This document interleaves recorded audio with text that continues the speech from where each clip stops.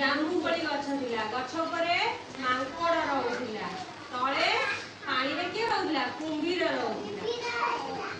ହେଲା ସବୁଠୁ ଜାମୁକୋଳି ସବୁଦିନ ମାଙ୍କଡ ବସିକି ଖାଏ। ତଳକୁ ଗୋଟା ଗୋଟା ପକାଏ। ତଳେ ଯାହା ପଡେ କୁମ୍ଭୀର ତାକୁ ଖାଏ। ଆଉ ଯାହା ବଳକା ରୁହେ ଘରକୁ ନେଇକି ଯାଏ। ହେଲା ଘରକୁ ନେଇକି କାହାକୁ ଦିଏ? ତା ସ୍ତ୍ରୀକୁ ଦିଏ। କୁମ୍ଭୀର ସ୍ତ୍ରୀକୁ। ତେଣୁ କୁମ୍ଭୀର ସ୍ତ୍ରୀ ଦିନେ କହିଲା ଆଉ ମାଙ୍କଡ ଗଛରେ ରହୁଛି ସବୁବେଳେ ଜାମୁକୋଳି ଖାଉଛି। ଜାମୁକୋଳି କେତେ ମିଠା, ତା କଲିଜା କେତେ ମିଠା ନ ହେଇଥିବ। ଦିନେ ତାକୁ ଆଣ, ଆମେ କଣ କରିବା? ତା କଲିଜା ଖାଇବା। ହେଲା ସେଇଠୁ କୁମ୍ଭୀର ସେଇଠୁ ଗଲା ମାଙ୍କଡ ପାଖକୁ।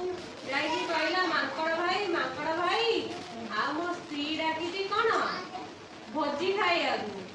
ମୋ ସାଙ୍ଗରେ ପାଣି ଭିତରକୁ ଚାଲ।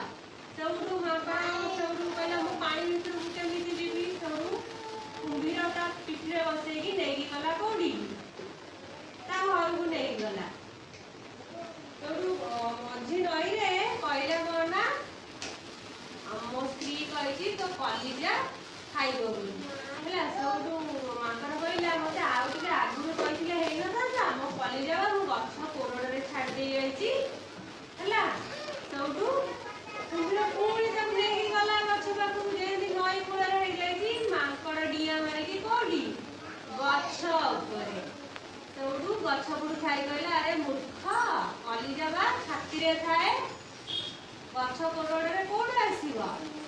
ହେଲା ସେଇଠୁ କୁମ୍ଭୀର ମୁଣ୍ଡ ଗାଉନା ଆସିକି କୁଆଡେ ଗଲା? ପାଣି ଭିତରକୁ ପଳେଇଲା। ଶୁଣିଲ? ଆଉ କିଏ ଗପ କହିବ?